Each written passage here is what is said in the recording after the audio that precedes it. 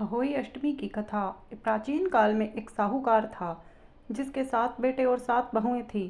इस साहूकार की एक बेटी भी थी जो दीपावली में ससुराल से मायके आई थी।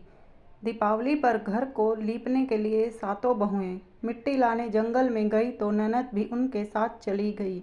साहूकार की बेटी जहाँ मिट्टी काट रही थी उस स्थान पर स्याहू अपने 7 बेटों के साथ रहती थी। मिट्टी काटते हुए गलती से साहूकार की बेटी की खुरपी से चोट से स्याहू का एक बच्चा मर गया।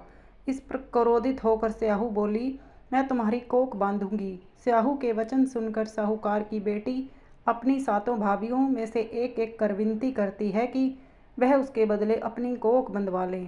सबसे छोटी भाभी ननद के बदले अपनी कोख बंधवाने के लिए तैयार हो जाती है। इसके बाद छोटी भाभी के जो भी बच्चे होते हैं वे 7 दिन बाद मर जाते हैं।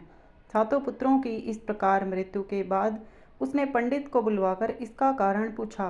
पंडित ने सुरही गाय की सेवा करने की सलाह दी। सुरही सेवा से प्रसन्न होती है और उसे स्याहू के पास ले जाती है। रास्ते में थक जाने के कारण दोनों आराम करने लगते हैं। अचानक साहूकार की छोटी बहू की नज़र एक ओर जाती है। वह देखती है कि एक सांप गरुड़ पंखिनी के बच्चे को डसने जा रहा है और सांप को मार देती है। इतने में गरुड़ पंखिनी वहां आ जाती है और खून बिखरा देखकर उसे लगता है कि छोटी बहू ने उसके बच्चे को मार दिया है। इस पर वह छोटी बहू को चोंच मारना शुरू कर देती है। छोटी बहू इस पर कहती है कि उसने तो उसके बच्चे की जान बचाई है। गरुड़ पंखिनी इस पर खुश होती है और सुरही सहित उन्हें स्याहू के पास पहुंचा देती है। वहाँ स्याहू छोटी बहू की सेवा से प्रसन्न होकर उसे 7 पुत्र और 7 पुत्र बहू होने का आशीर्वाद देती है। स्याहू के आशीर्वाद से छोटी बहू का घर पुत्र और पुत्र वधुओं से हरा भरा हो जाता है।